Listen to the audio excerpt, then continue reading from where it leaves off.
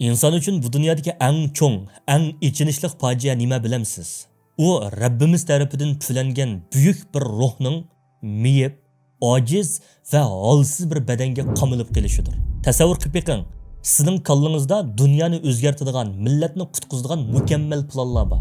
Yuragingizda tog'ni talqon qiladigan, dengizni yoradigan o'tliq iymon bor. Ruhingiz xuddi osmonda parvoz qilayotgan burkutdek erkin. Ammo taqdirning hal qilg'ush bir kunida sizning badaningiz sizga xiyonat qiladi. Shundoq bir kun cho'qim keladi. Balkim bugun, balkim ata. Siz oilangizni, vataningizni yoki o'zingizning izzat numusini qo'g'dash uchun faqat va faqatli jismoniy kuchga tayanishga majbur bo'lib qolasiz. Dal shu paytda mingingiz yugur, to'xtamag'in deb buyruq beradi. Lekin yillarcha tamaka va vurulliq datlashtirib o'tgan o'pkingiz sizga yo'q deydi.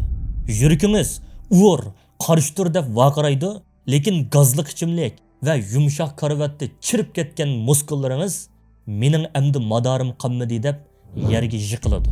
Natijada nima bo'ladi? Siz ko'z oldingizda eng sevgan odamlaringizning, eng qadrli narsalaringizning vayron bo'lganligini, tarmon bo'lganligini faqatli chorsizlarcha qarab turib ko'rishga majbur qolasiz. Bu fojiani dushman keltirib chiqamadi. Buni sizning yillarcha beqib chiritgan xoin badaningiz qildi. Bugungi yoshlarga qarayma, yuragim intayin etishidi.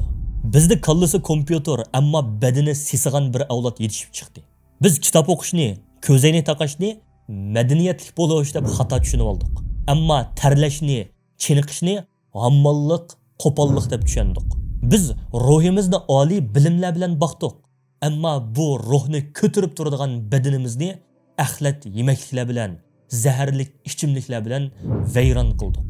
Natijada bizda bilim bor, strategiya bor, plan bor, ammo uni ijro qiladigan, uni reallikqa aylantiradigan motor yo'q.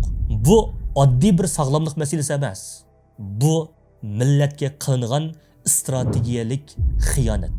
Chunki tarixni kutubxonada o'ltirgan ojiz badallik faylasuflar emas, jang maydonida tarligan po'lat badallik jangchilar yozgan.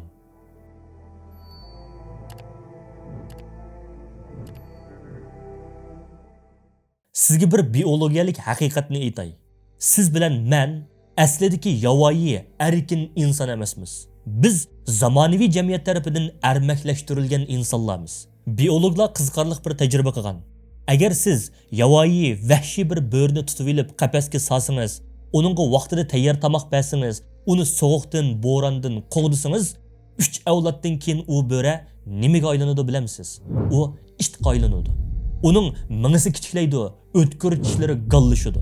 Uningdagi yirtqich xususiyat yo'qolib, bo'ysunishchan va qo'rqinchoq xususiyat yetiladi.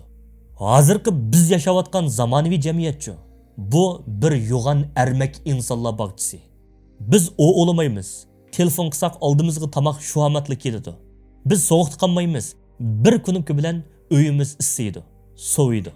Biz yugurmaymiz, mangmaymiz. Lift va mashina bizni har doim to'shiydi. Bu rahat bizni baxtli qildimi? Yo'q. Bu rahat bizning bo'rlik xususiyatimizni yo'qotib, bizni biologiyalik jihatdan ishtiqoylantirib qo'ydi. Ilm-fan nima deydi? İnsan harakat qilmasa, muskullarini ishlatmasa, badanda kortizol, ya'ni stress, g'am, andisha hormoni haddidan ziyoda ko'payadi. Bu hormon insonning mingsini doim qo'rqinch va vahima altida saqlaydi. Shunga siz har narsadan qo'rqibla, kelgusidan ansirab, bekin bo'lib yashaysiz. Aksicha, siz ig'irlik ko'taganda, tarliganda, sovuq tushganda badaningizda testosteron va dopamin xuddi yonar tog'dek portlaydi. Testosteron faqat erlik hormon emas. U haqiqiy siyosiy hormon. U insonga yo'q deydigan qudratni, zolimga tik qaraydigan jasoratni, xatarga tavakkul qiladigan yurakni beradi. Shuni kallingizga mahkam o'rnatib oling. Yosh turibli samirib ketgan, qo'rsoqlari pompiyib qolgan, qinida testosteroni qanmagan odamdan hargizmi inqilobchi chiqmaydi. Uningdan faqat telefon orqasida yotadigan shikoyatchi, oldiga bir qadam mangsa, orqasiga 2 qadam chekinadigan qo'rqinchoq va boshqalarga kuch emas, balki yuk bo'ladigan ruhsiz jasadlar chiqadi. Undaqda bizning bo'larimizchi, shu dunyoni titratgan g'ullar, ko'kturuklar, Uyg'ur qog'illari, qarxoniyalar. Ularning siri nima dedi? Ularning zamonaviy chiniqish uyi bormidi? Ular oqsil talqini yeytdimi? Yo'q. Ularning hayotining o'zi bir chiniqishdi. Ular ot ustida uxlaydi. Ular kunlarcha ochliqda, tomuz issiqda va qahriton sovuqqa pisat muqimmaydi. Ular sovuqni o'zining tenini tovlaydigan do'sti deb biladi. Ularning badani xuddi qo'lidagi qilichdek o'tkir va qattiqdi. Payg'ambarimiz sollallohu alayhi vasallam va uning yonidagi sahobalarga qarang. Hazrati Umar shundoq hayvatli jangchidiki, u yer dasab manganda tuproqlar tavrigandek tuyuladi. U otqa minganda ojizlarga o'xshash o'zangiga yamashmaydi, bir sakrabla otning ustiga qo'natdi. Hazrati Ali Xaybar jangida necha odam ko'tarilmaydigan yo'g'on to'mir darvozani yulib ilib, o'ziga qalqon qilib jang qilgandi. Bular ruhoniy odamlardi, ammo shuning bilan birga jismoniy jihatdan tog'dek hayvisi botdi. Ularni biz jangchi obidlar deymiz. Kechasi yig'lab namoz o'qiydi, kunduzi shirdek ilishadi. Biz namoz o'qsak, ruku qilishga belimiz og'riydi. Sajdaga borsak, beshimiz qaydigan bo'lib qoldi. Bu bizning ajdodlarimizning qon tomiriga, ularning ruhiga qilingan haqorat. Bilib qo'ying, ojiz badan bilan buyuk davlatlarni qurg'ilib bo'lmaydi. Davlat degan narsa faqat kitob betlarida, xaritlarda emas, balki millatning kuchlik biligida va so'qib turgan yuragida quriladi. Yoshlar, bugundan boshlab badaningizga bo'lgan bu ko'ni qarashni butunlay o'zgarting. Badan aynakka qarab chiroyliqmikanma deydigan kiyim asqush emas. Badan qizlarga yoki yigitlarga ko'z-ko'z qiladigan tovarma emas. Badan Alloh sizga bergan bu dunyodagi muqaddas vazifangizni o'rindash uchun loyihalangan biologiyalik qo'ral. Badan sizning ruhingiz, ya'ni sizdagi iymon va bilim yuklanadigan qattiq detal.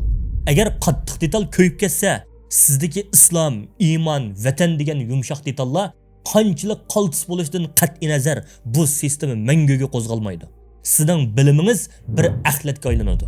Sizning zimmingizda bir butun millatning ig'ir yuki bor. Bu yuk oddiy yuk emas. Bosh cho'kirib ishlash uchun po'latdek egilmas balla kerak. Xatarga yo'liqqanda qo'rqinchni bilmaydigan yurak kerak. Uzun safarga chiqqaningizda charchashning nimaligini bilmaydigan put poqilchoqlar kerak. Bugundan boshlab siz faqat tanarkachi bo'lmaysiz. Siz badan injeneri bo'lasiz. Yemeklikka lazzat deb qaramang. Mashinaga qo'yiladigan yiqilg'u deb qarang. Uyquga orom elish deb qaramang. Sistemini qaytadan qo'zg'atadigan zaratlanish deb qarang. Cheniqishga o'ruqlash deb qaramang. Dushmanga qarshi turadigan qilishni bilish deb qarang. So'z tugidi, falsafa tugidi. Endi harakat qiladigan vaqt keldi. Bizga 2 qadam mangsili hasrab qoladigan, azroq qo'rsqa ochquchi shekeri tushib ketadigan cho'nglar yetarlik bo'ldi. Ular 100 yildan beri faqat gapli qildi, ammo hech bir natija yo'q. Bizga endi kitobni o'qiy oladigan, shuning bilan birga taqqa yamusha oladigan, kerak bo'lsa dushman bilan yakma-yak mushlisha oladigan mujohid ulamo va ziyolilar kerak. Men sizga bir harbiy buyruq beraman. Buni qila olsangiz, siz bizning izbosar. Qilolmasangiz, siz yanili shu hayvonotlar bog'chisidagi umoq armaklardan bo'lib qolasiz. Bugungi 20-topshiriqingiz. 1. Tavba qilish. Aynakka qarang. Shu holsiz, bo'shang, dumbisi muhchaygan ko'ni men bilan mangulik xo'shlashing. Uni bugun o'ltiring. 2. Zaharni kesish. Bugundan boshlab toki 30-qismgacha shakar va shokoladni og'zingizga hargiz olmaysiz. Shakar sizni nafsingizga qul qiladigan zanjir. Bu zanjirni bugunla uzib tashlang. 3. Og'riqni qabul qilish. Hozir mushu sinni ko'rib popla bahona qilmay yerga yeting va 20 qitim yer beg'irlash harakatini qiling. Agar qo'lingiz titrsa, badaningiz og'risa, mayli. Bu og'riq ojizlikning badaningizdan chiqib ketayotgan ovozi. Har bir qitim ko'tarilganda ichingizda bu Alloh uchun, bu millat uchun, bu mazlum xalqim uchun deb vaqirang. Bu badan sizning emas, bu omonat. Bu omonatni egisiga, ya'ni Allohga topshirganda dotlishib ketgan to'mirdek emas, yaltirab turgan qilichdek topshiring. Ati biz 21-qismda dushmanni tonishni so'zlaymiz. Aqlingizni tovlang, bilikingizni qatirib keling, Allohga omonat.